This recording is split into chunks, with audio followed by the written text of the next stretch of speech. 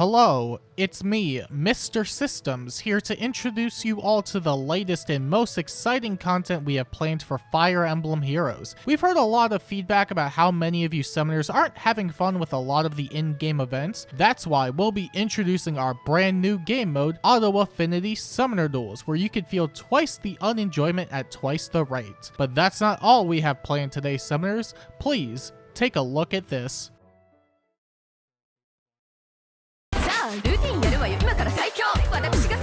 Okay, you know what the deal is every April. Let's just talk about the babies. And as per tradition, I will be using this coveted line graph that may or may not be a line graph at the end of the day to rank the brand new baby banner. Today's ranking will be based on how predictable this banner lineup is. And if you want predictable things in your day-to-day life, then make sure to subscribe to the channel.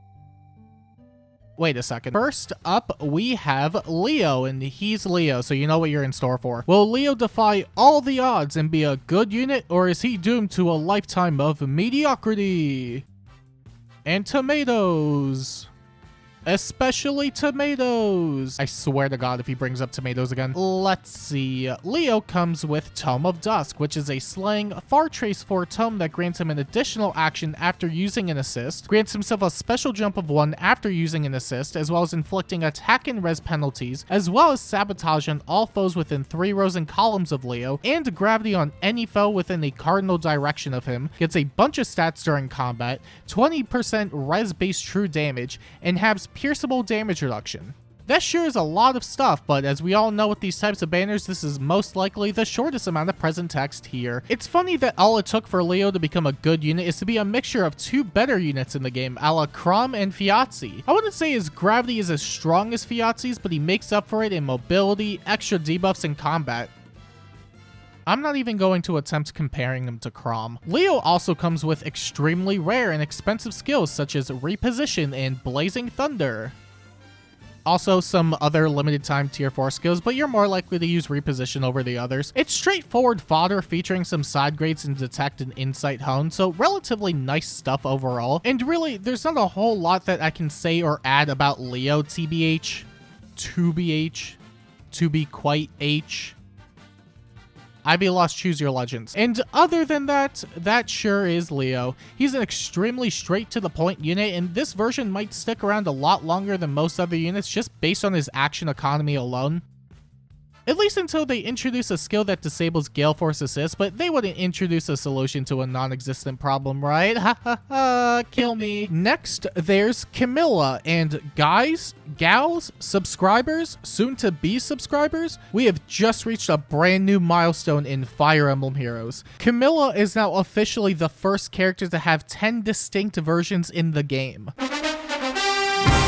Mind you, 7 of those versions were in the first 3 years of FEH. This was going to happen sooner or later with Emblem, but now that we already crossed that barrier, it won't be long until we hit the 11 unit milestone at the end of the year. But for now, let's see. Camilla comes with Axe of Dusk, which is a slang Canto Distance axe that inflicts speed and defense penalties, discord, and deep wounds on the closest foes at the start of each turn, gets a bunch of stats during combat, a load of true damage based on active bonuses and penalties on her target and foes within 2 spaces of them, breath, and potent during combat. This is in tandem with her pure FB slot in Tut Tut. Wow, I wish I didn't read that out loud. It grants attack and speed bonuses and 50% damage reduction piercing bonuses at the start of the turn, inflicts Divine Vein Haze on closest foes at the start of the turn, inflicts additional speed and defense penalties during combat, grants 20% speed-based true damage, full no follow-up, allows her to warp within 2 spaces of any ally within 2 spaces of her, lets her warp within 5 spaces of any Divine Vein tile, and grants pass to ensure that she can warp. I said a lot of things that can really just be summed up in the most caveman way possible. Camilla initiate combat, Camilla kill unit cause Camilla hit hard. Hey, that was pretty convenient. Won't be needing. Okay, but layman's aside, being able to inflict Divine Vein on the closest foes is diabolical. It's not only really good support, but also allows her to effectively have self-sufficient hidden run strategies, since she could just warp in and Canto away, with the only thing punishing it being Canto control. And thankfully, they killed that skill off with legendary Sakura, because God forbid we have something reasonable exist in this game. Anti-warping also isn't an option because she has built-in pass. Also, don't think of trying to remove that terrain with your own because she'll just teleport in anyway. Thank you, IS, from the bottom of my heart for making sure this unit has no counterplay. So you can't prevent her from warping in. She could always run away after with Sakura. She hits absurdly hard and can be paired up with Emblem Erica's ring for maximum damage output. But there is one method out of this whole ordeal. That being death. Camilla also comes with decent inheritables in No Quarter, Guidance 4, and a brand new A slot in Trample, which grants up to 10 attack and speed during combat and player phase Desperation. Not too shabby whatsoever. Let's be real, you're not killing off this unit. And other than that, that sure is Camilla. I would say that Camilla is a really stupid unit. She's a really stupid unit. It is helped in part by Legendary Sakura, of course, and she's really just here to collect a bunch of the recent releases as Infinity Stones, so she could wipe out half of the player base. And then there's Elise, and wow, they're really just letting anybody into this war, huh? I know the theme is supposed to be younger versions, but it's still always funny seeing literal infants overpower most units in their archetype just because Thor was bored. Doesn't beat the literal 1-month-old est. Let's see. Elise comes with Baton of Dusk, which grants 3 flat speed, 4 trace 4, wrathful, stats, true stats, even more true stats, full no follow-up, and at the start of the turn grants attack and speed bonuses, treachery, and breath to herself and allies. The weapon is fine. Okay, it's not great, but it has its uses. It's better than the other healer demotes in the game, at least. I agree. It's about as straightforward as it gets for a weapon, and she can do far worse than this. She also comes with Return Plus, Holy Panic, Even Recovery, and Attack Speed Tidings, which is Sway but grants Dazzling instead of Wrathful. It's a lot of inheritable skills for her demote, so even if she isn't the best unit overall, she has a good amount of value just from the fodder side of things. Of course, that's on the premise that you build healers, and if you don't, then... And other than that, that sure is Elise. The one saving grace of this theme is getting a guaranteed PRF, which is better than the fates of most demotes in the game, but I wouldn't bat on her performance as a unit. Get it.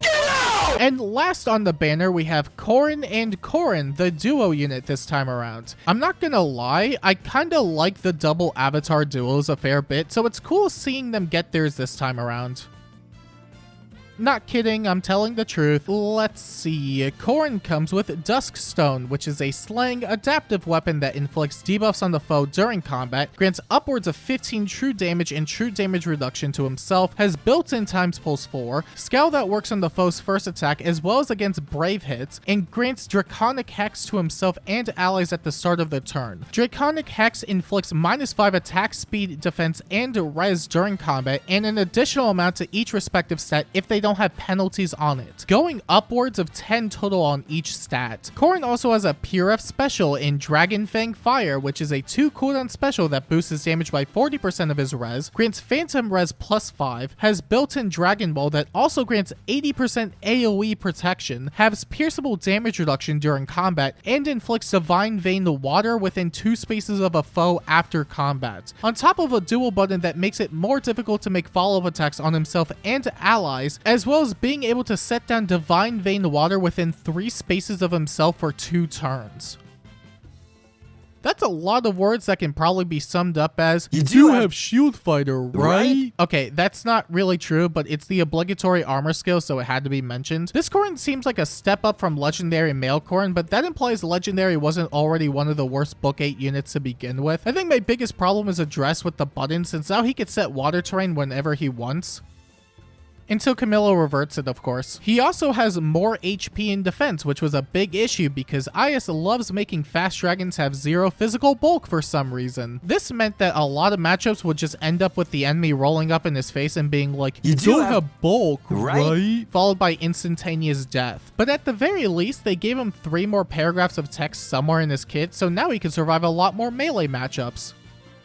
Of course, if you make him into a far save, then you do like losing to Emblem Lin, right? Corrin also comes with Clever Fighter, Lower Ground, and Primordial Boost, which is an armor-exclusive A-slot that grants 5 HP, 9 speed, defense, and res during combat, and restores 7 HP after combat. It is a straightforward A-slot that's really effective because it just grants a lot of natural bulk for any armor. In fact, most of Corrin's inheritables are useful premium stuff that can bolster a good chunk of armors if you have the resources to summon for him and pass around the skills. You do have expendable income, right? And other than that, that sure is Corrin. And Corrin. It's hard to say whether he'll stick around or not since we've been getting our monthly quota of armors for a while at this point, but it's hard to imagine him not performing well at all considering everything in his kit. You do like losing to Emblem Erica, right? And of course, there's the free stuff, and everybody likes free stuff.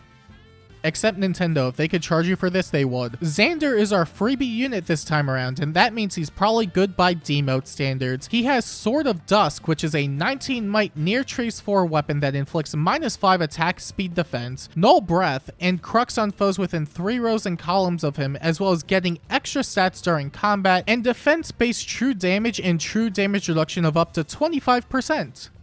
It's not the most amazing thing ever, but it's better than the average. The average is also anything but average most of the time, so he's lucky I'm using that word to describe him. We also got new Sacred Seals in Slick Fighter and Attack Speed Snag. Both of these seals are pretty good. That's it, they're just really good. I also forgot to mention he has Attack Defense Clash and Low Attack Defense, which is fine. I don't know how often you'll need either skill, but Clash 3 is at least pre-fodder for Excel, and Low Attack Defense is, well, it's to remind you that you have no fodder. You don't have any fodder, right? And now that we've gone over the brand new baby units, I think it's time we rank the banner on the line graph that may or may not be a line graph at the end of the day. And would you look at that? The brand new baby banner has earned a 9 out of 10 on the line graph. What a good but also equally expected score for this seasonal. Wait, I'm conflicted as to whether scoring well is good or not in this case. And you may be wondering to yourself, would you rather get crushed by a 2-ton slab of stone? The answer? Potentially? The Fates baby banner isn't too shabby all things considered, what with Leo and his gravity shtick and action economy, as well as Camilla's gimmick of being bullshit. Corrin is also fairly solid as a unit, and Elise has useful stuff as a demote, so all in all the banner is relatively good. That being said, it's fairly commonplace at this point to expect banners to have something really strong on it no matter what, so you really want to weigh your options. We currently have Emblem Erica on a banner who's not only an insane nuke herself, but offers an emblem ring. All the emblem heroes are back as well, and there's some additional goodies in that banner too. And I mentioned in the last video that I thought it would be worth waiting to see what the kid banner had, and I do think it was the right call. However, if it comes down to choosing between this banner and the active emblem banner, assuming you don't have really much of anything from the latter, I would prioritize Erica's banner personally. That said, the kid banner is also around for a good while, so there's not really a reason to summon immediately anyway, but if you do end up pulling on it, then I think you probably won't regret it. Unless you get nothing on your summons, then you'll regret it.